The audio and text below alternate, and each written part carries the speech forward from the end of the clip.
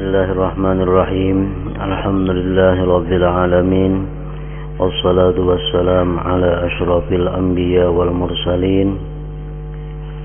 Sayyidina Maulana Muhammadin wa ala alihi wa sahbihi ajma'in. Qala al-musannifu rahimahullah wa nafa'ana bi'ulumih. Yang keenam, menjaga dua tangan. Maka engkau jaga kedua tanganmu daripada memukul seseorang muslim dan daripada mencapai sesuatu yang diharamkan atau menyakiti sebarang makhluk Allah. Dan engkau jaga pula daripada mengkhianati amanah atau simpanan orang, dan daripada menulis sesuatu yang tidak boleh dituturkan, sebagaimana haram menuturkannya, maka haram pula menulisnya. Karena tulisan adalah salah satu di antara dua lidahmu, maka hendaklah engkau jagakan kalammu, tulisanmu, daripada menulis sesuatu yang diharamkan, memperkatakannya.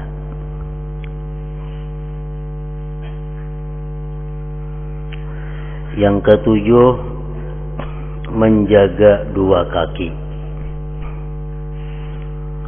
Yang terakhir daripada anggota 7 yaitu adalah dua kaki. Dan hendaklah engkau pelihara kedua kakimu daripada berjalan ke tempat yang diharamkan, ke tempat maksiat, atau berjalan menuju kepada sultan yang zalim, atau berjalan ke tempat atau ke rumah penguasa pemerintah yang zalim.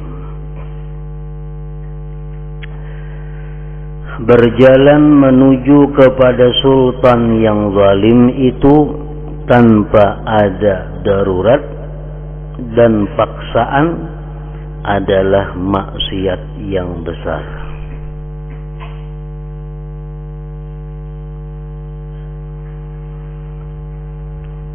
Berjalan ke tempat sultan yang zalim itu dibolehkan untuk sesuatu urusan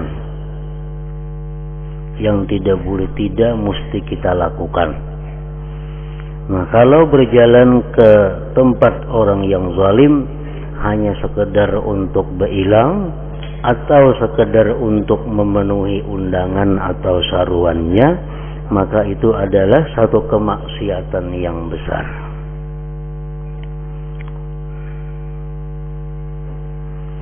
Karena yang demikian itu, berilang atau memenuhi undangan atau saruan penguasa yang zalim itu dianggap tawadhu, merendahkan diri bagi mereka dan menghormati atas kezaliman mereka.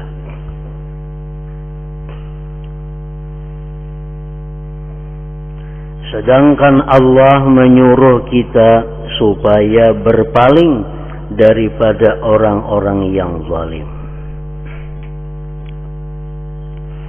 Seperti firman-Nya, wala tarkanu ilal ladzina zalamu fatamassakumun nar. Maksudnya, dan jangan engkau condong hati kepada orang yang zalim. Jadi jangankan kita berjalan berilang ke tempat orang yang zalim, hati saja cenderung memihak saja, sudah hati kita cenderung kepada orang yang zalim tadi, itu sudah merupakan hal yang dilarang oleh Al-Quran. dan jangan engkau condong hati kepada orang yang zalim. Nanti kamu akan disentuh oleh api neraka. Fatamassakumun nar. Apatah lagi kalau perjalananmu menemui sultan yang zalim itu untuk meminta sesuatu daripadanya. Apalagi kita ke tempat penguasa yang zalim itu untuk meminta sesuatu dunia daripada mereka. Tentu lebih lagi daripada sekedar ziarah bailang atau sekedar memenuhi seruan mereka. Maka ini jelas dikira mengusahai yang haram.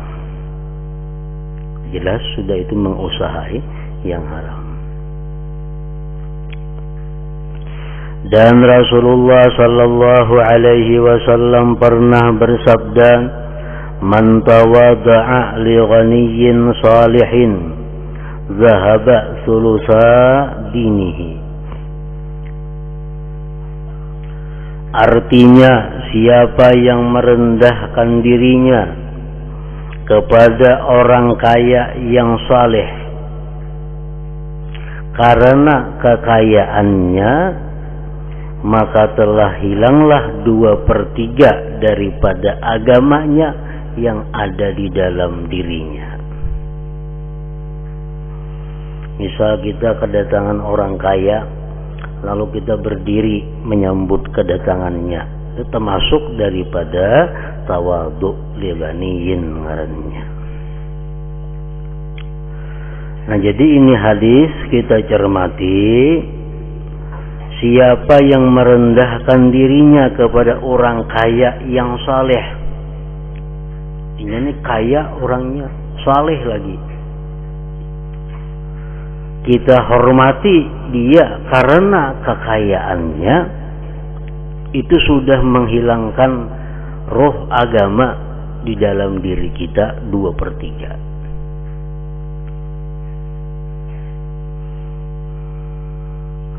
Betapa pula kalau engkau tawadhu kepada orang kaya yang zalim. Makinnya artinya bisa habis sebijian agama rohnya itu di dalam diri kita. Nah, jadi ini hadis tadi, kita menghormati seseorang yang kaya itu karena kekayaannya. Itu nang kada boleh. Kita menghormati orang kaya itu karena mengharapkan harta bendanya, makinnya kada boleh lagi. Nah, tapi kita boleh menghormati orang kaya itu karena kesalihannya, boleh. Kita boleh menghormati orang kaya itu karena kebaikannya, boleh juga. Jadi ada perbedaan yang tipis, perbedaan yang sedikit. Misalnya ada orang kaya ini saleh, orang kaya ini ahli ibadat, orang kaya ini sosialnya tinggi, kita hormati karena kebaikannya itu. Nah, itu kan jadi masalah. Tapi kalau di waktu kita menghormatinya itu yang terpandang di hati kita kekayaannya, nah itu nang kada boleh. Itu nang kada boleh. Kita hormati orang kaya yang zalim itu karena kekayaannya, salah. Kita hormati orang yang kaya yang zalim itu karena kezalimannya, makin salah lagi. Tapi kalau kita hormati orang kaya yang zalim itu karena takut akan kejahatannya, nah itu boleh. Ini orang kayanya zalim. Bila kada dihormati, kita bisa diganggunya. Bila kada dihormati, kita bisa kada aman. Kalau kita hormati karena khawatir akan kejahatannya, nah itu kada jadi masalah. Nah, jadi menghormati orang kaya karena kekayaannya, karena mengharap pemberiannya, itu yang sangat dilarang oleh agama kita. Itu bisa menghilangkan agama 2/3 daripada diri kita. Misalnya ada orang yang kaya, yang setahu kita kalau ada kebaikannya, kalau ada sosialnya, kalau ada apanya, lalu kita berdiri menghormati kedatangannya. Nah, apa tujuan kita menghormati itu? Itu antara dua aja. Bila karena kekayaannya, salah sudah.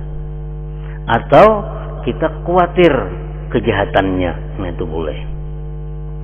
Tapi kalau orang kaya ini baik orangnya, berjasa di mana-mana orangnya, kita hormati, itu boleh. Tapi karena kebaikannya itu, kita hormat karena kebaikannya, bukan karena kekayaannya, itu boleh.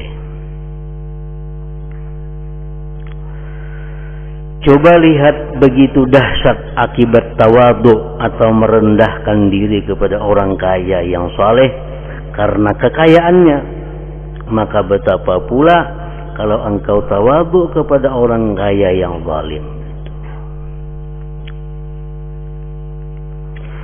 Ringkas kata, segala gerak lakumu dengan anggotamu adalah merupakan nikmat daripada nikmat Allah yang diberikannya kepadamu. Maka hendaklah engkau jangan menggerakkan satu pun daripada anggotamu untuk melakukan sebarang kemaksiatan. Tetapi sebaliknya hendaklah engkau pergunakan segala anggotamu untuk mengerjakan ketaatan kepada Allah Subhanahu wa ta'ala.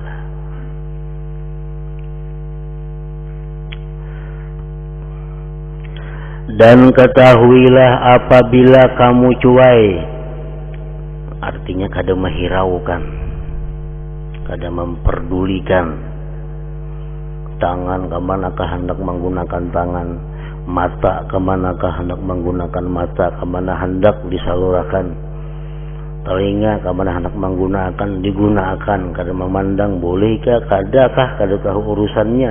Nah, itu ngarannya kada peduli. Maka akibatnya akan kembali kepadamu. Wa man asaa fa 'alaiha. Siapa yang berbuat jahat, maka atas dirinya sendiri. Dan apabila engkau rajin, maka manfaatnya juga akan kembali kepadamu. Kita bisa memelihara anggota tubuh kita daripada yang dimurkai Allah, manfaat kebaikannya kembali kepada kita. Allah maha kaya daripadamu dan kaya daripada amalanmu. Kita taat, kita kada taat, sedikit pun kada mengganggu dengan kekayaan Allah. Kita bakti kepada Allah, kita durhaka kepada Allah, sedikit pun kada mengurangi akan kebesaran Allah. Andai kata seluruh isi bumi ini, kelakuan-kelakuan manusia seperti kelakuan Nabi Muhammad sallallahu alaihi wasallam, seluruh isi bumi, seluruh manusia dalam dunia kelakuannya sama seperti kelakuan Nabi Muhammad, sedikit pun kada akan menambah kebesaran kerajaan Allah Subhanahu wa ta'ala. Andai kata seisi bumi ini kelakuan manusia seperti Abu Jahal, seluruh manusia kelakuannya kayak Abu Jahal, sedikit jua pun kada akan mengurangi kebesaran kerajaan Allah Subhanahu wa ta'ala. Karena Allah kada berhajat dengan baik buruknya kita. Yang berhajat itu adalah kita seorang, kita sendiri. Allah maha kaya daripadamu dan kaya daripada amalanmu. Tetapi setiap orang akan bertakluk pada hari kiamat nanti bergantung pada hari kiamat nanti dengan amalan yang dikerjakannya di dunia ini.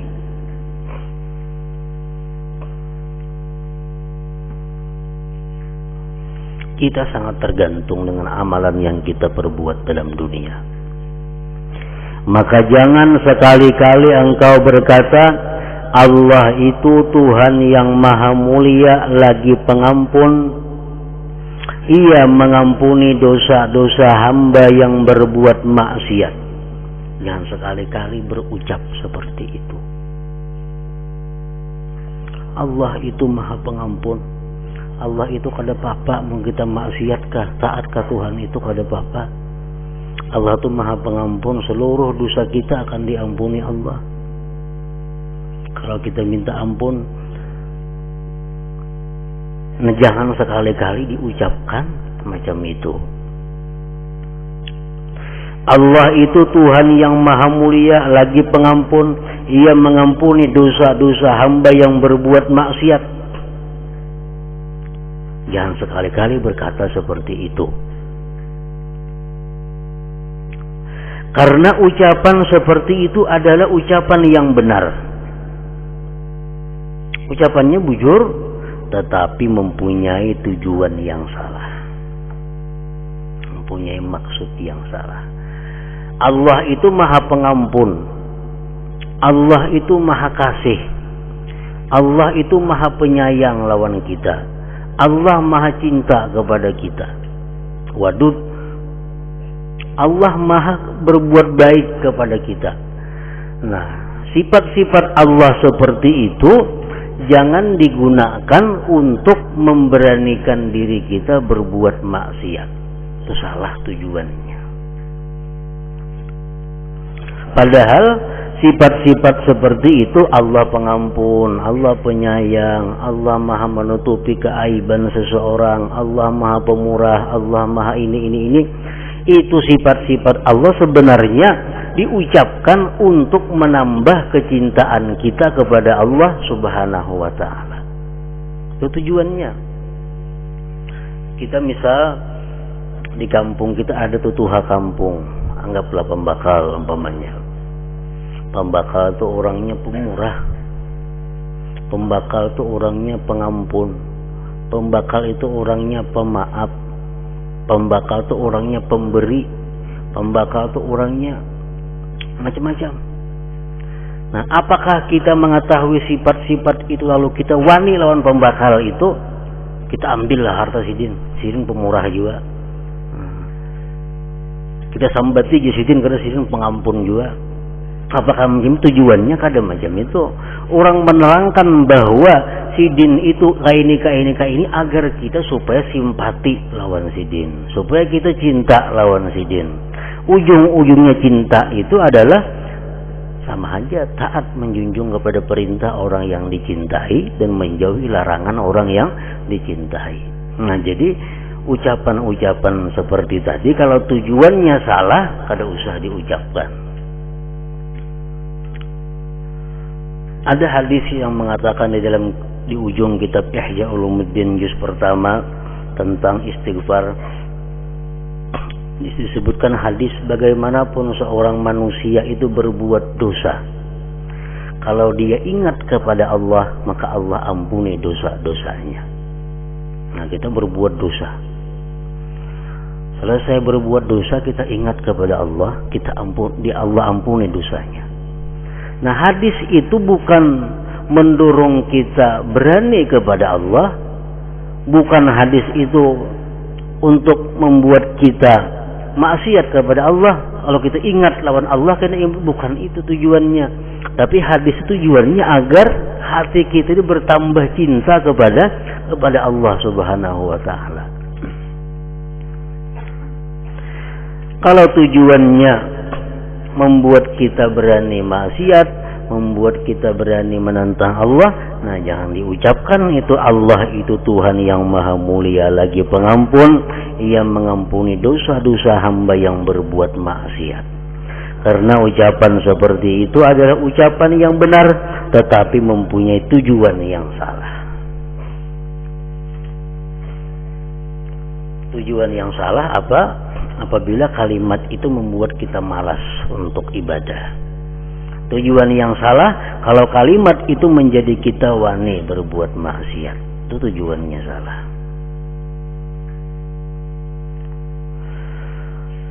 Orang yang memperkatakannya, orang tuh mengatakan Allah tuh pemaaf, dosa kayak apa aja generalnya kalau minta ampun dimaafi Allah. Kalau tujuannya untuk berani melakukan maksiat, itu digelarkan dengan ahmak, bodoh. Itu orang bodoh yang berpendapat seperti demikian. Seperti gelaran yang telah disebutkan oleh Rasulullah sallallahu alaihi wasallam dalam sabdanya, al-kayyisu man dana nafsahu wa amila lima ba'dal maut wal ahmaq man atba'a nafsahu hawaha wa tamanna 'ala Allahil amaniya. Artinya, ujar Nabi, orang yang cerdik, pintar adalah orang yang selalu memperhitungkan dirinya, orang yang selalu menghisap akan dirinya sebelum dihisap orang, dan ia suka beramal untuk bekalan sesudah mati. Itu orang pintar. Sedangkan orang yang ahmak, bodoh, ialah orang yang selalu mengikutkan hawa nafsunya dan hanya banyak berangan-angan kepada Allah Ta'ala, berangan-angan untuk mendapatkan kebahagiaan di akhirat dan pengampunan, tetapi ia tidak mau beramal atau bertobat. Allah itu pengampun ya dosa kita. Dia kadang mau bertobat. Nah, itu Nabi mengatakan orang ahmak, orang bodoh, orang yang berharap masuk surga hari kiamat, mengharapkan dapat kenikmatan Allah di akhirat. Ketika dia mau beribadah, Nabi mengatakan ahmak itu orang.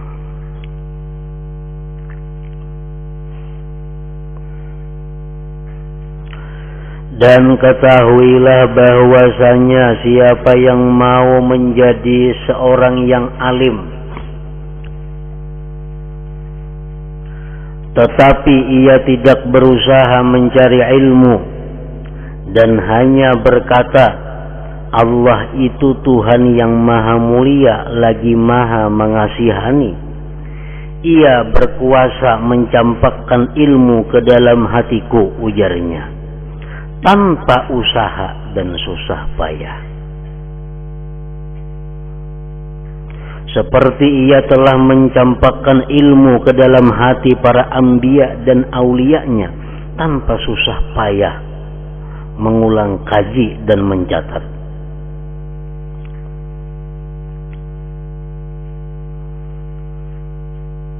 Kada perlu menuntut ilmu agama.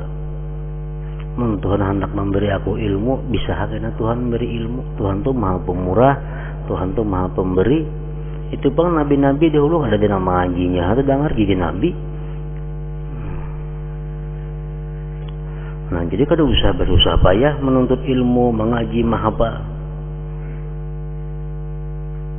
Sama halnya dengan orang yang berpendapat bahwa Allah itu maha pengampun, maha menerima, maha mengampuni segala dosa. Allah itu maha pemurah. Kada usahakin tobat, kada usahakin beribadah. Nah, kayaknya kayak apa hasilnya?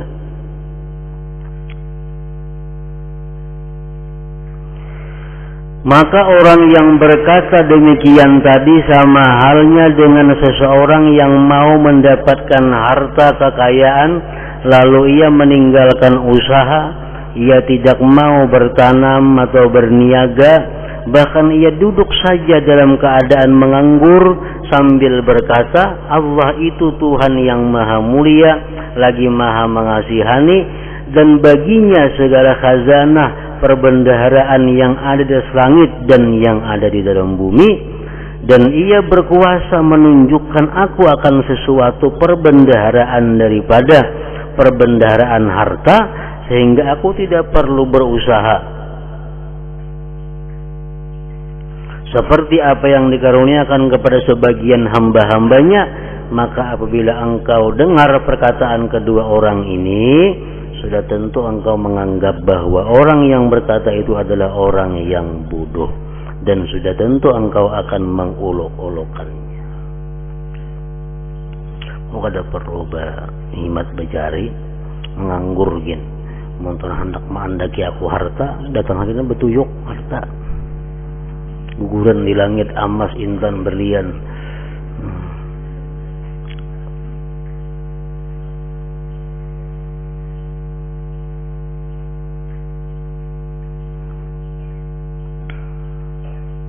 Nah, orang yang berkata seperti itu pasti kita anggap dia bodoh dan kita menguluk-ulukannya.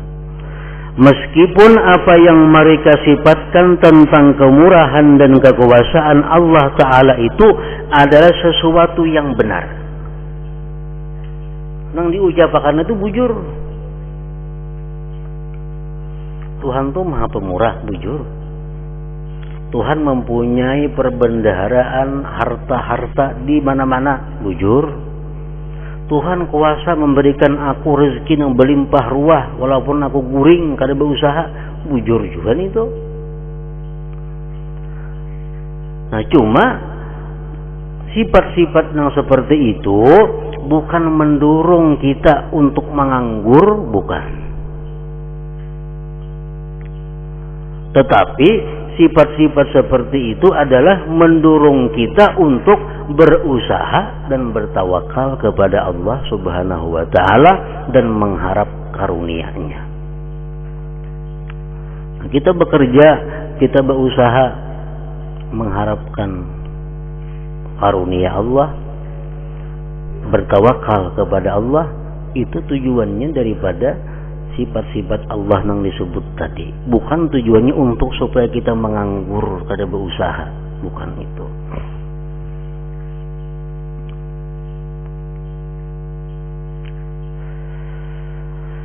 Maka begitu halnya orang yang arif dalam agama, mereka akan mentertawakan engkau seandainya mereka melihat engkau memohon ampun dosa daripada Allah Ta'ala tanpa sebarang usaha untuk mencapainya, tanpa bertobat. Allah Maha Pengampun, Allah bisa aja mengampuni aku dosa, tapi kita kada bertobat, kita akan ditertawakan oleh orang yang arif dalam agama.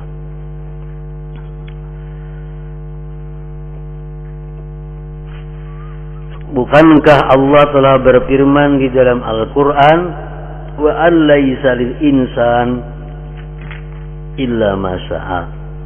Maksudnya dan bahwasanya tidak ada sesuatu yang dapat diperoleh oleh seseorang itu kecuali sekedar usahanya.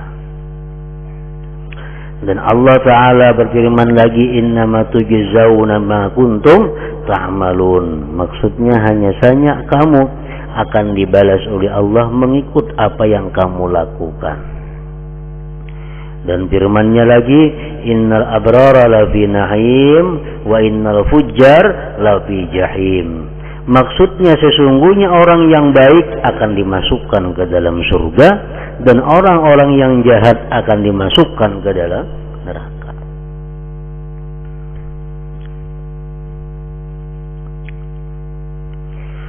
Dan apabila engkau tidak meninggalkan usaha di dalam mencari ilmu dan harta karena bersandar kepada kemurahan Allah Ta'ala, maka begitu pula engkau tidak meninggalkan berbuat bekalan akhirat karena bersandar kepada kemurahan Allah. Dalam dunia kita tahu ya, pada Allah tuh maha pemurah, Allah maha kaya, tapi tetap kita berusaha. Allah maha pemberi, pemberi ilmu, pemberi macam-macam, tapi kalau kita hendak jadi orang alim, tetap kita mesti menuntut ilmu. Nah, begitu pula engkau tidak meninggalkan berbuat bekalan akhirat karena bersandar kepada kemurahan Allah. Bujur saja surga itu adalah rahmatnya Allah, tapi tetap kita kadang meninggalkan usaha-usaha untuk mendapatkan rahmat Allah itu.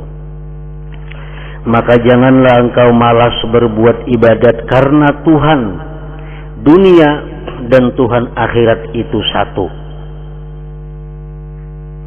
Tuhan dunia, ya Allah. Tuhan kita di akhirat, yaitu juga orangnya. Nah, kalau di dalam dunia kita bagana duduk di rumah kada mencari apa-apa, apakah datang harta kepada kita? Nah, itu juga kalau kita kada beramal akhirat, apakah kita akan masuk surga? Tuhannya itu juga. Orang menuntut ilmu kada, apa kada, maulah jadi alim. Dalam dunia nih kada mau. Nah, itu juga di akhirat, kalau kada bekerja untuk akhirat, kada akan dapat kenikmatan akhirat.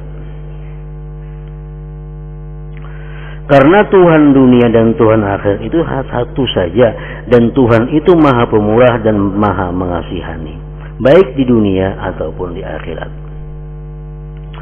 Kemurahannya Allah tidak bertambah dengan ketaatanmu, dan kemurahannya bahwa Ia memudahkan bagimu jalan yang dapat menyampaikan engkau ke negeri yang kekal abadi, yang penuh dengan segala kenikmatan dan kebahagiaan,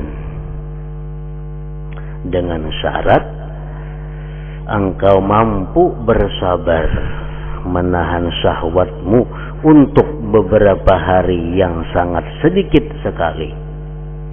Umur kita dalam dunia paling tua umpamanya 100 tahun. Itu sangat sedikit kalau dibanding kehidupan akhirat. Kada ada artinya. Mungkin detik saja hitungannya. Dan inilah kesudahan daripada kemurahannya Allah. Maka janganlah engkau berbisik di dalam dirimu dengan lamunan dan angan-angan yang kosong. Dan hendaklah engkau mencontohi kesungguhan orang-orang yang mempunyai kepandaian daripada para anbiya dan salihin. Rasulullah SAW orang yang sudah nyata-nyata dijamin oleh Allah surga, tetap beliau sungguh-sungguh rajin dalam menunaikan ibadah. Rasulullah orang yang sudah dijamin kada punya dosa, tapi tetap beliau melakukan istighfar minta ampun kepada Allah minimal 70-100 kali sehari. Nah, itu yang dicontoh artinya. Maka jangan engkau mengharap menuai buah yang tidak engkau tanam. Maulah. Maka jangan engkau mengharap menuai buah yang tidak engkau tanam. Dan mudah-mudahan Allah memberikan cucuran rahmat dan keampunannya kepada orang yang rajin berpuasa, sembahyang, berjihad, dan bertakwa.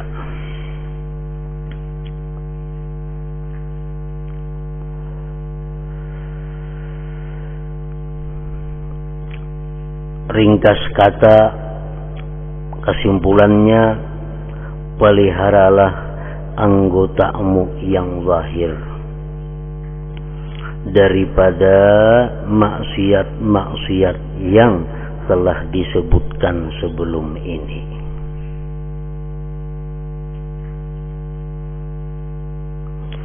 Dan ketahuilah bahwa perbuatan anggotamu yang zahir ini hanyalah timbul dari arahan yang datang dari dalam hatimu.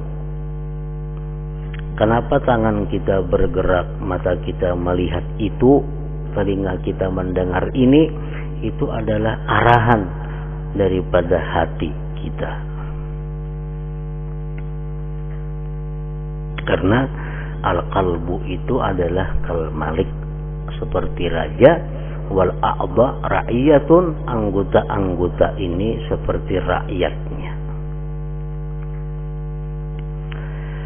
Dan apabila engkau bermaksud memeliharakan segala anggotamu yang zahir,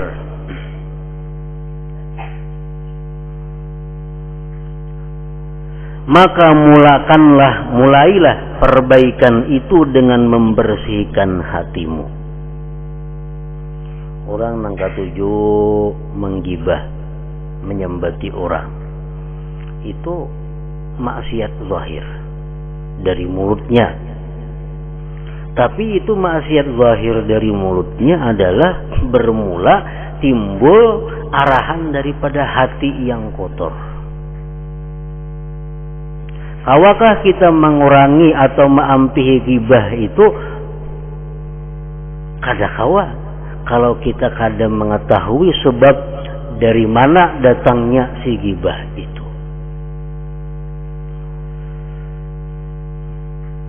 Ghibah itu kita ambil contoh ghibah. Bisa datang umpamanya dari sifat kesombongan. Orang yang sombong itu mudah menggibah orang. Nah, untuk menghilangkan ghibah itu mesti diobati kesombongannya itu, karena itulah akarnya sebab kita menggibah tadi. Jadi semuaan perbuatan maksiat yang zahir itu bertalian dengan hati yang kotor. Ghibah itu bisa datang daripada hati yang hasad, dengki. Nah, kita dengki lawan si fulan itu nah. Kalau mulut kita sangat mudah untuk menggibahnya, memfitnahnya, mengada-adanya. Nah, menghilangkan ghibah itu kadang akan bisa kalau kita kadang menghilangkan hasad yang ada di dalam hati itu. Karena mulut ini adalah rakyatnya hati. Mulut anggota zahir, rakyatnya hati. Maka mulakanlah perbaikan itu dengan membersihkan anggotamu, membersihkan hatimu, dan inilah yang dinamakan dengan takwa batin. Takwa hati.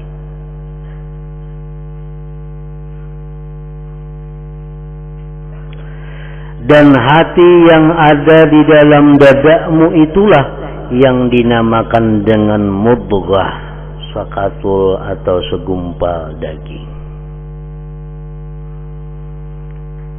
Apabila baik daging itu, maka baiklah seluruh tubuh.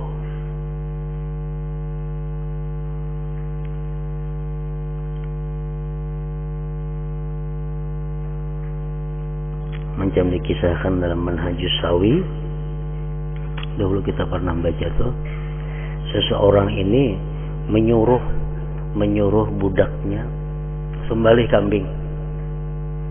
Kayaknya sudah kamu menyembelih kambing, aku minta daging yang paling baik bawa ke sini. Sembelihnya kambing. Dipilihnya daging yang paling baik adalah hati kambing. Nah tuan, ini daging yang paling baik. Bisa. Berapa hari kemudian si tuan menyuruh pulang, wahai budak, sembelih kambing, aku minta hati yang paling buruk, minta daging yang paling buruk bawa sini. Sembelihnya kambing, di atasnya hati juga. Tuan, semalam aku minta lawan ikam daging yang baik, ini juga diunjuk. Aku minta lawan ikam daging yang paling buruk, kenapa ini juga diunjuk dagingnya, hati juga. Nah, si budak itu, inilah wahai Tuhan, apabila ini baik, maka baiklah seluruh daging yang lain-lainnya. Bila yang jahat ini, maka jahat jugalah seluruh daging-daging yang lainnya. Nah, itu segumpal daging tadi hati. Orang yang hatinya bersih, kada akan timbul di mulutnya itu perkataan-perkataan yang sifatnya dosa. Orang yang hatinya bersih, kada akan timbul di mulutnya ghibah, namimah, fitnah, macam-macam kada akan timbul. Orang yang berkata bungol, tambuk, binatang, bangsat, pasti hatinya macam itu juga.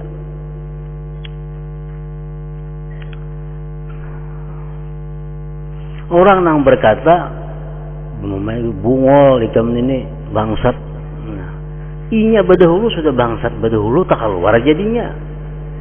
Nah, orang yang hatinya kada bangsat, kada akan mengeluarkan kata-kata bangsat, bungol, tambuk itu. Inya hatinya hibak lawan bangsat, bungol, tambuk, lalu tak keluar.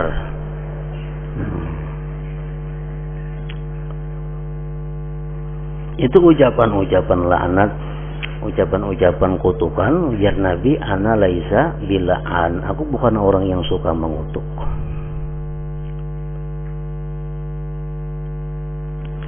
Dan hati yang ada di dalam dadamu itulah yang dinamakan dengan mudghah, sekatul daging yang apabila ia baik maka akan baiklah seluruh anggotamu, dan apabila ia rusak maka rusaklah seluruh anggotamu. Dan kebersihan hati itu hanyalah dicapai melalui muraqabah, melalui pengintaian hati. Bila kada diintai hati kita, kada diperiksa hati kita, kada dikontrol hati kita akan rusak dan akhirnya bisa hancur mati sama sekali. Nah, pasal kedua, cara-cara meninggalkan maksiat batin, maksiat hati.